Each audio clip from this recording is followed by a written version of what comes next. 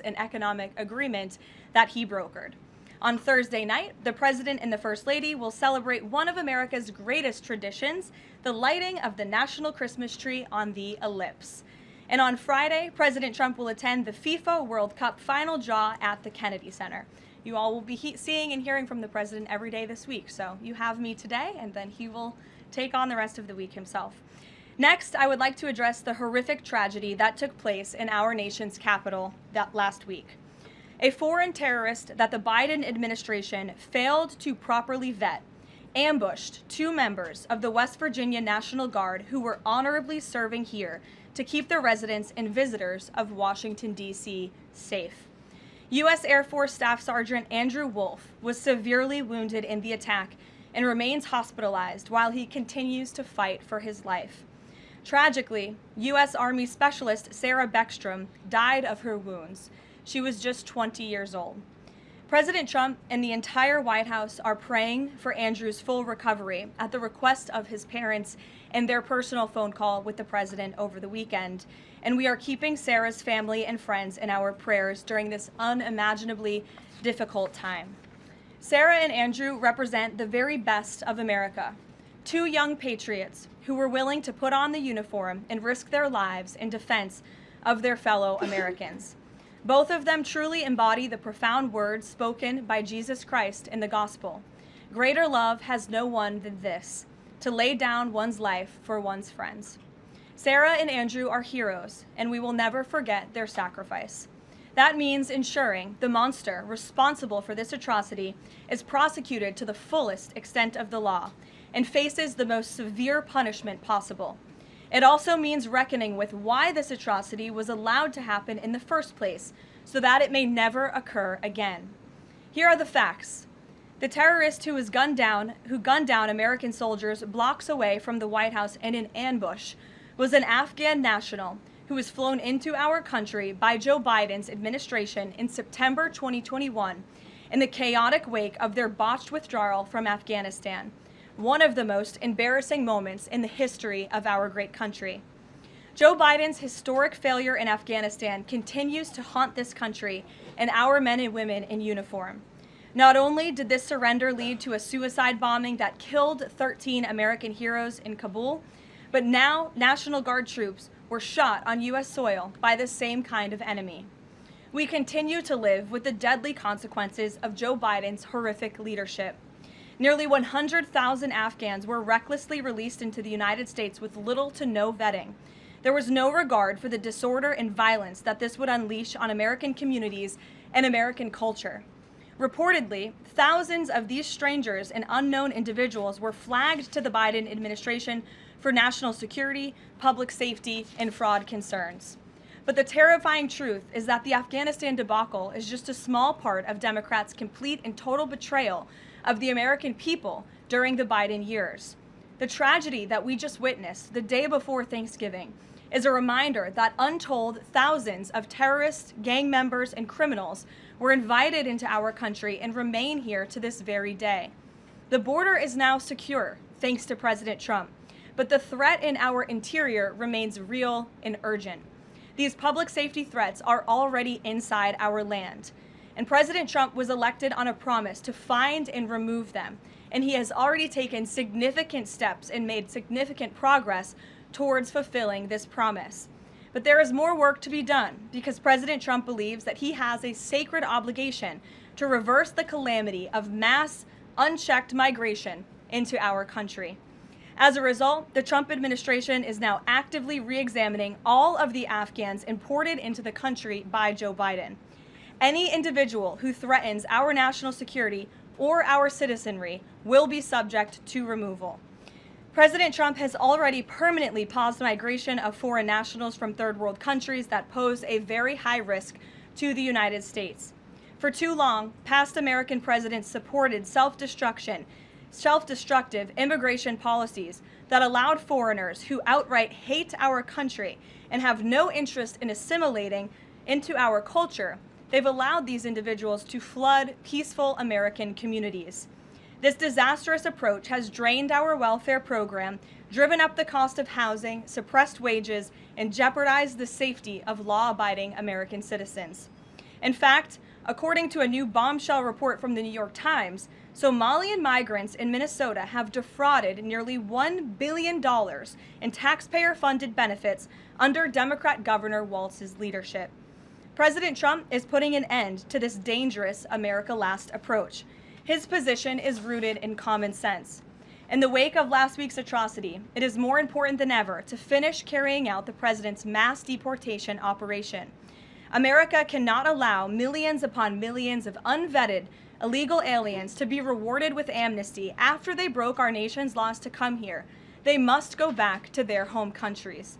It is also essential to immediately address the massive fraud and corruption that has been going on for decades in other aspects of our immigration system, most notably when it comes to asylum claims. Millions of people who have come here under false pretenses are told blatant lies now enjoy temporary legal status. President Trump is ending this scam as well, and I would point out that the Democrats have tried to block this administration from doing so at every turn with lawsuit after lawsuit. The hard truth is that even when it comes to our legal immigration system, past presidents have failed to ensure that all prospective citizens love America, will add value and contribute to our communities, and will assimilate into our culture. Leaders have a duty to defend and advance the interests of their own people, not foreign nationals. Leaders also have a duty to preserve the integrity and character of our nation's national identity. That is why President Trump is more committed than ever to fully restoring American sovereignty by keeping our borders secure, removing all illegal alien invaders, and rebuilding a legal immigration system that makes sense and benefits our country. President Trump has no higher responsibility than to defend our homeland and our people, and he will never waver in doing so. With that, I will open it up to questions, and we'll lead today with Isabel Brown, who is in our new media seat. She's a very popular face on television these days. She's built a great independent media podcast and platform with the Daily Wire, and I appreciate your being here, Isabel. Thank you for being Karoline. here. Appreciate it and appreciate the briefing. Many Americans, in light of these recent events that you just mentioned, are starting to say that we are being invaded as a country, culturally and logistically, when it comes to immigration. And we know that immigration without assimilation is indeed invasion. So given the recent remarks from Vice President Vance on a college campus about dramatically reducing legal immigration to address some of this crisis, and President Trump's Truth Social post last week about individuals who may be non-compatible with Western civilization, are there any conversations happening or plans being made behind the scenes for the administration to implement at least a temporary immigration moratorium, for example, in light of what the American people might be calling for? So, Isabel, it's a great question. I think I spoke a little bit to the heart of your question in my opener there. I would add that the Trump administration has done more to limit migration, both illegal and legal, than any administration in history. And I'll just walk you through some of the actions that we have taken thus far. Number one, the Trump administration issued a travel ban for 19 countries, including Afghanistan, special immigrant visas, which is a legal pathway to get here, which we know many Afghans have utilized to come into the country, have now been paused since the tragic shooting last week. Refugee admissions were suspended for Afghans from this administration on day one, and refugee admissions into the country right now are essentially at zero, with the exception of Afrikaners fleeing persecution in South Africa. The State Department has also heightened their scrutiny and vetting of all visas and have revoked visas, as you know, for those who do not align with our country's national interests. The Secretary of State has the right to do that, and we've taken unprecedented action to do just that. We are also now pausing all asylum adjudications for additional vetting as well. And so additional actions I don't have to read out for you today, but I would just remark that the president has made tremendous progress on this front. And it's why it's so crucial that we not only secure the borders, which the president did in record time. We have zero illegal aliens entering into the country month after month, but we also are taking a look at those who are already in the interior of our country and removing them if they are here illegally, and also taking a look at these visas. Again, having a visa in the United States is not a right, it is a privilege. And the Secretary of State, if you are deemed contrary to our country's foreign national interests, has the right to revoke that privilege. Thank you. Gabe. Thank you, Caroline. Excuse me. Regarding Venezuela, the president said yesterday that Secretary Haig said had denied that that second strike, that reported second strike on an alleged drug boat on September 2nd, the Secretary said to the President that that didn't happen. But to clarify, I just wanted you to clear this up. In his social media post, Secretary Hegseth didn't go into details about that strike. He just said U.S. operations in the area were lawful, and he said that the story and media reports were fabricated. So to be clear, does the administration deny that that second strike happened, or did it happen and the administration denies that Secretary Hegseth gave the order? The latter is true, Abe, and I have a statement to read for you here. President Trump and Secretary Hegseth have made it clear that presidentially designated narco-terrorist groups are subject to lethal targeting in accordance with the laws of war. With respect to the strikes in question on September 2nd, Secretary Hegseth authorized Admiral Bradley to conduct these kinetic strikes. Admiral Bradley worked well within his authority and the law, directing the engagement to ensure the boat was destroyed and the threat to the United States of America was eliminated. And I would just add one more point to remind the American public why these lethal strikes are taking place. Because this administration has designated these narco-terrorists as foreign terrorist organizations. The president has a right to take them out if they are threatening the United States of America and if they are bringing illegal narcotics that are killing our citizens at a record rate, which is what they are doing. And under the previous administration, there was enough fentanyl trafficked into our country to kill every American man, woman, and child many times over. And so that's why you've seen a drastic difference in this administration's policy with respect to the last, and it's one of the many reasons the American public reelected this president and support this Secretary of War in conducting these strikes. So to be clear, to clarify, Admiral Bradley was the one who gave that order for a second strike. And he was Okay. well within his authority to do so. And a separate question, the president several days ago said it was his intention to pardon the former president of Honduras, who was a convicted drug trafficker. And yesterday on Air Force One, the president said that if someone sells drugs in that country, that doesn't mean you arrest the president and put him in jail for the rest of his life. How is that different than what the administration is accusing Venezuela's Nicolás Maduro of? You're cherry picking the president's statement a little bit yesterday, as he also said yesterday the people of Honduras have highlighted to him how the former president Hernandez was set up. This was a clear Biden over prosecution. He was the president of this country. He was in the opposition party. He was opposed to the values of the previous administration, and they charged him because he was president of Honduras. There were some other egregious facts that came out during this trial, and I would encourage you to report on them. His court-appointed lawyer was only given 3 weeks to prepare for trial. He shared that his conviction was lawfare by the leftist party, who, quote, struck a deal with the Biden-Harris administration. Hernandez has highlighted there was virtually no independent evidence presented, and many of his conviction was based on testimony from many admitted criminals who hoped that cooperating would reduce their own penalties. So the president heard the concerns from many people, as he does, and he's, of course, within his constitutional authority to sign clemency for whomever he deems worthy of that. Jackie. Thank you, Caroline. Following up on Gabe's question, you said that the follow-up strike was lawful. What law is it that allows no survivors?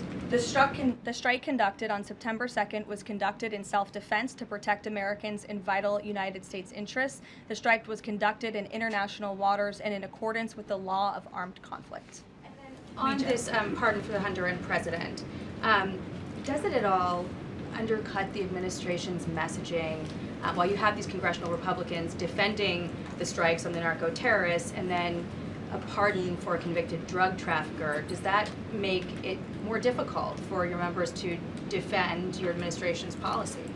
I don't think so, Jackie. I think that President Trump has been quite clear in his defense of the United States homeland to stop these illegal narcotics from coming to our borders, whether that's by land or by sea. And he's also made it quite clear that he wants to correct the wrongs of the weaponized Justice Department under the previous administration. And Ouija, I'll call on you because I think we're wearing matching blazers today. I was going to Great compliment minds. yours. Thank you, Caroline. Sure. So just to be clear, to clarify on Jackie and Gabe, did Admiral Bradley order that second strike because there were still survivors after the initial strike? Again, as I read for you, Admiral Brawley worked well within his authority and the law. He directed the engagement to ensure the boat was destroyed and the threat of narco-terrorists to the United States was completely eliminated. So was the initial order from Secretary Hegseth, everyone be killed, and did that come from President Trump? I saw that quoted in a Washington Post story. I would reject that the Secretary of War ever said that. However, the President has made it quite clear that if narco-terrorists, again, are trafficking illegal drugs towards the United States, he has the authority to kill them. And that's what this administration is doing. And can I Danny? follow up on the MRI? Because President Trump yesterday said that he would release the results of his MRI. Is that happening right now? It is happening right now. As part of, and this is a summary from the President's physician, and we will release it right now. I think my team has it teed up for all of you. I'll read it for you, and then you'll get it physically as well.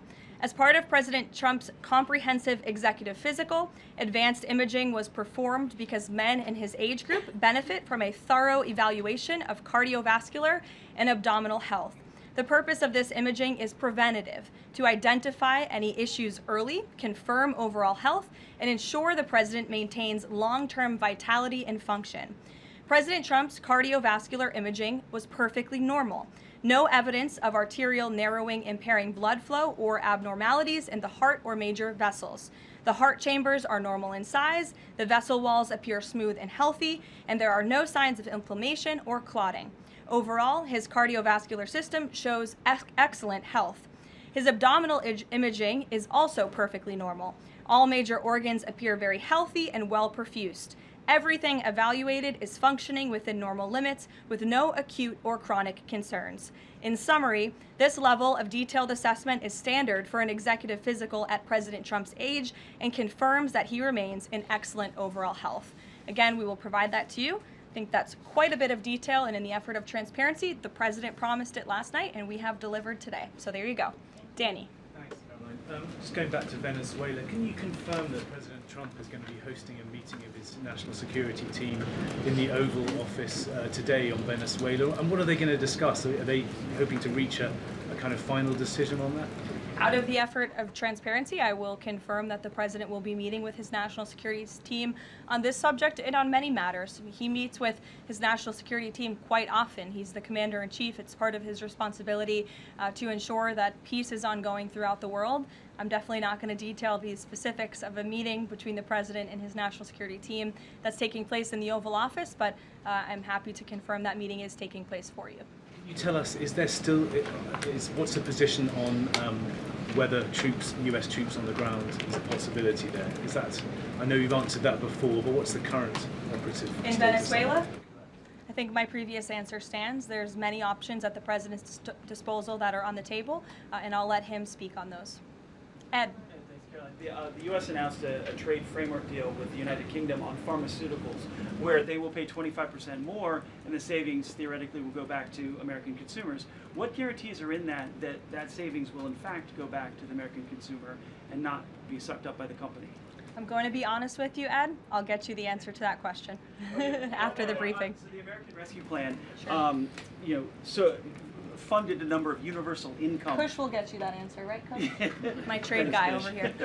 The American Rescue Plan funded a number of universal basic income programs. Now Cook County, Illinois is extending that program into 2026 with $7.5 million of taxpayer money. What does the White House think about that? I'll also get you an answer on that after the briefing ends. Two for two. Go ahead, sure. And then in the interest of transparency, does the White House support releasing the Department of Defense's video of those September 2nd strikes on those military boats? And also, separate topic on presidential pardon power. Why did the president commute the sentence of David Gentile recently? He was a private equity executive. He served 12 days out of a 7-year sentence. Prosecutors said he defrauded $1.6 billion with thousands of victims, including veterans, farmers, teachers. Why was he pardoned? To your first question, that's definitely not a decision for me to make. I would defer you to the Department of War. It's also probably a decision for the President himself to make. As for your second question with respect to that pardon, he issued a commutation for Mr. Gentile, who's the former CEO and co-founder of GBP Capital Holdings. Unlike similar companies, GBP paid regular annualized distributions to its investors. In 2015, GBP disclosed to investors the possibility of using investor capital to pay some of these distributions rather than funding them from current operations. Even though this was disclosed to investors, the Biden Department of Justice claimed it was a Ponzi scheme. This claim was profoundly undercut by the fact that GBP had explicitly told investors what would happen. At trial, the government was unable to tie any supposedly fraudulent representations to Mr. Gentile. In short, again, this is another example that has been brought to the president's attention of a weaponization of justice from the previous administration, and therefore he signed this commutation. So say that these people were defrauded. I just read you a very detailed summary of why the commutation was made. Sure. In the middle with the red tie. Thank you, Caroline. Okay, Andrew, go ahead, and then you. In wake of Congresswoman Marjorie Taylor Go ahead Greene's early resignation, reports last week indicated that other House Republicans might consider doing the same. Does the president have any concerns in light of those reports about other House Republicans potentially leaving early, as well as the other announced retirements that we saw in the last couple of days? Look, I think the president maintains very good relationships with the vast majority, maybe with the exception of one or two. I think many in this room know who I'm referring to. Very good relationships with members of Capitol Hill within the Republican Party. And the president clearly is the unequivocal leader of the Republican Party. I think it was a recent CNN poll that actually showed that more than 90% of Republicans continue to support President Trump as the leader. So he maintains very good relations, as does his entire team here at the White House. And of course, we have a very slim margin in the House, and the president wants that to continue. Andrew, go ahead. I've got two for you. Sure. First, on the Venezuela strike.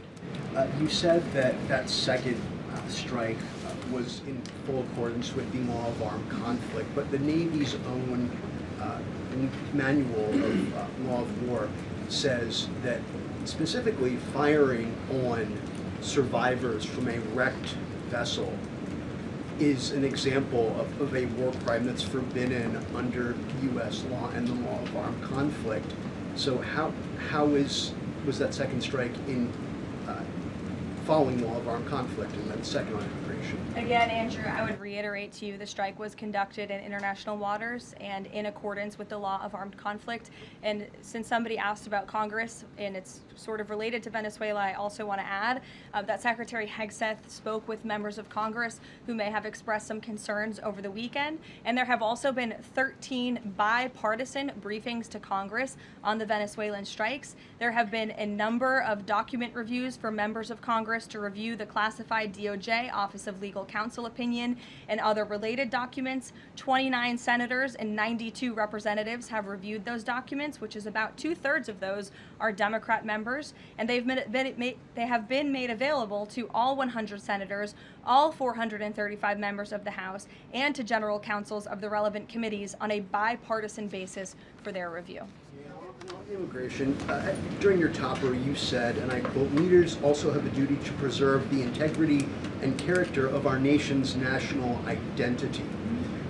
Can you explain what you mean by our nation's national identity and integrity and character, and how would refugees, people coming from war-torn places who are seeking a safe haven in America, like many of our forebears in this room, not add to our nation's integrity and character of our national identity? I'll tell you what does not add to our nation's character and integrity is refugees who come here under the alleged plight of asylum and fleeing persecution, and then come to the United States to abuse our system and rip off American taxpayers. And as I pointed out, the New York Times, to their credit, it was about 6 months too late, but they did write about how Somali immigrants in Minnesota have been ripping off American taxpayers. In fact, 86 people have been charged in a rampant and widespread fraud scheme spanning multiple programs in Minnesota. Of those 86, 78 of those people are Somali, 91% of them charged. So far, 59 of those people have been convicted for their roles in fraud plots that have stolen $1 billion from taxpayers. In one scheme, and this is egregious, a nonprofit and its affiliates with these Somali migrants claimed to have fed tens of thousands of American children during the pandemic. They were reimbursed for those meals by taxpayers. However, federal prosecutors found that almost all of those meals were never even delivered to hungry children. In fact, those organizations' leaders spent the money on houses, luxury cars, and real estate in Turkey and Kenya. Another scheme involved hundreds of organizations who were reimbursed for services that were supposed to help people at risk of homelessness. Once again, those services were never provided. All of this has happened under Democrat leadership in a Democrat-run state, where these refugees, these migrants are coming to the United States. They are abusing our system. They are draining our resources that should be going to law-abiding, taxpayer-funded, tax-paying Americans. And this president is not going to put up with it anymore. Rachel.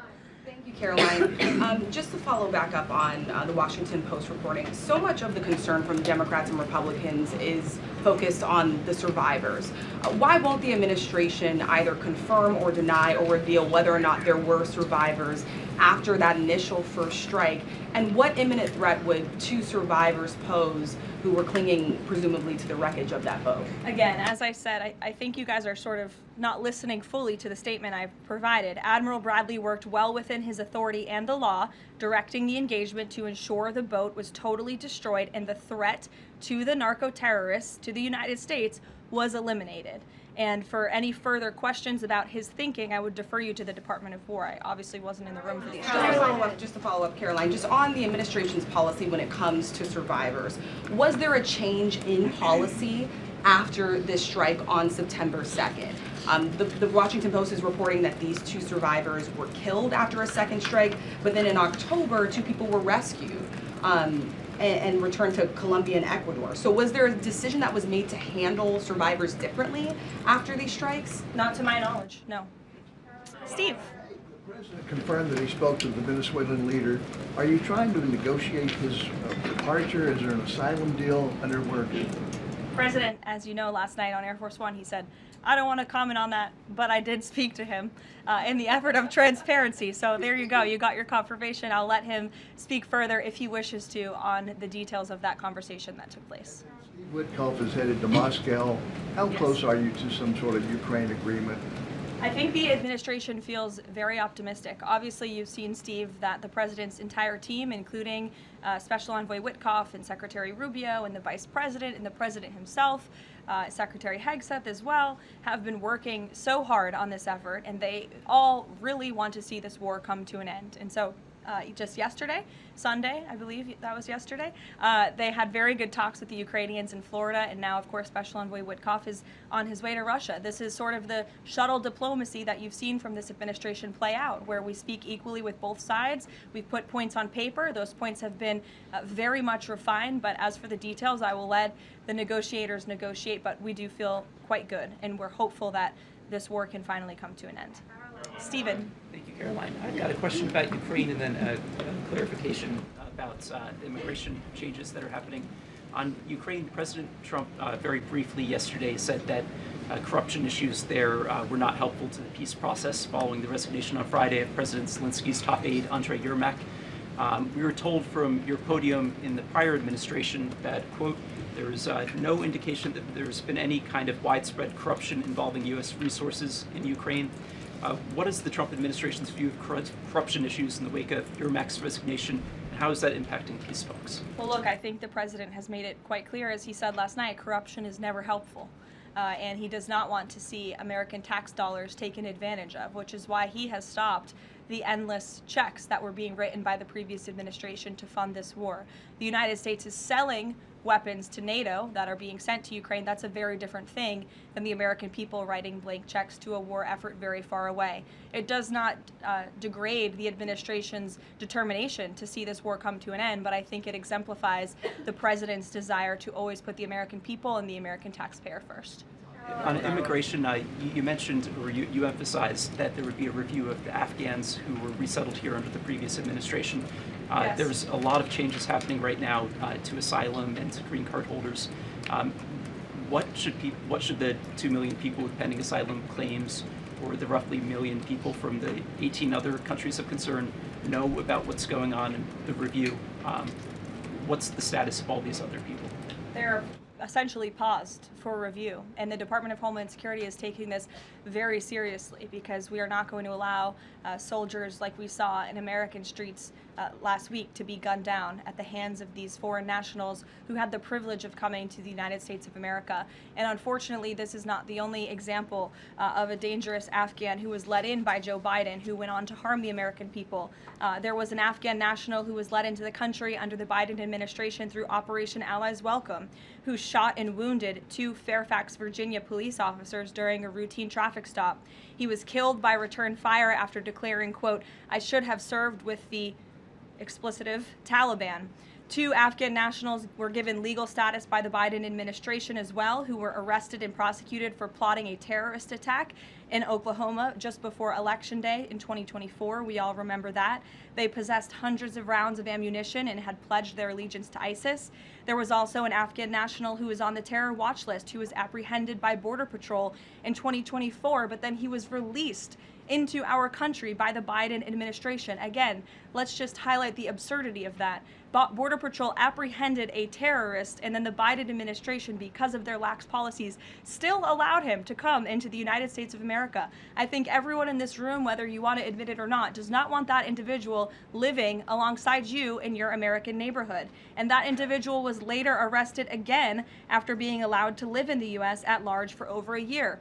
Another one, a criminal illegal alien from Afghanistan, was arrested by ICE in 2025, convicted of second-degree assault, was previously allowed to stay in the country by the Biden administration. I have several more examples here. I'm happy to provide them to anyone in this room. John. Thank you, Caroline. First of all, happy Thanksgiving to Thank you and your young family. Hope you enjoyed it. I have 2 questions unrelated. The first, back to Afghanistan. My son and I walked by the horrific shooting less than 1 hour before it happened. So for anybody that's here, this thing's real. You outlined all of these unvetted Afghans that that were let in by Biden. We just had one the other day that was going to blow up a DHS building. Can you be specific on what the Trump administration is doing now to re-vet those that are here so that we don't get a repeat of what we had Wednesday night?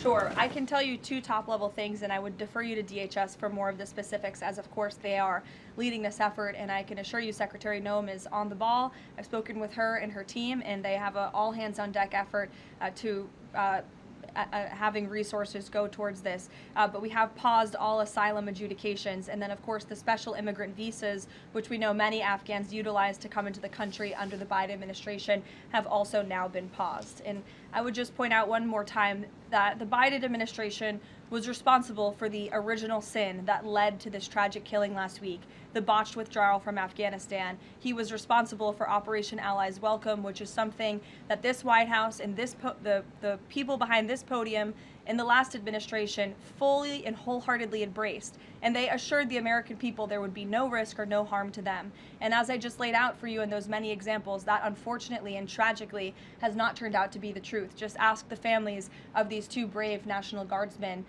one who is no longer with us and one who continues to fight for his life. So I know the president is wholeheartedly focused on this effort, and I think unfortunately these events do remind us why it's so important that the president's mass deportation operation continues. With that, just follow up. The White House today launched a new fake news portal, which I found interesting. What is your objective with that, ultimately? And are you going to name the news networks, and are you also going to name some of the correspondents, some which may be here today? Yes, we are. I'm glad you noticed. Much to the dismay of some of your colleagues in the room, John. And I think it goes to our original promise on day one to hold the media accountable, because unfortunately, and we deal with this all day, every day around here, there are so many fake stories that are unfortunately written that have inaccurate characterizations of meetings that took place, and it's all based on anonymous sourcing.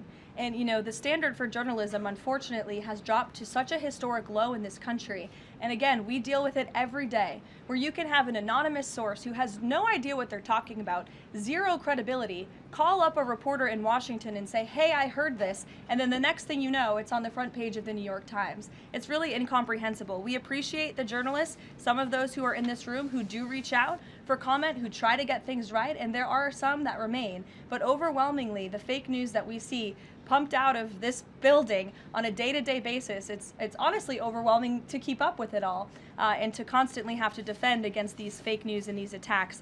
And I will point out one fake news story over the weekend before I let you all go from the New York Times that took about 1/3 of the president's daily calendar and his daily schedule and said that he's doing less than he did in his first term, or he might not be fit for the job. That is unequivocally false, and it's deeply unfortunate that this story was written by the same outlet and the same reporter who wrote this: Biden is doing 100% fine after tripping while boarding Air Force One. Oh, same outlet, same reporter who wrote that President Trump is not fit for the job. Are you kidding me? You all see him almost every single day. He is the most accessible president in history. He is taking meetings around the clock. Another one. Biden declared, quote, healthy and vigorous after his first presidential physical.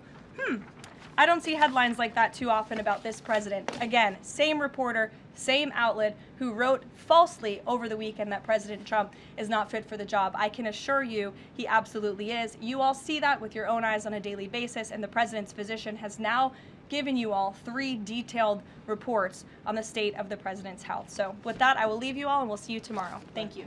Thank you, Caroline.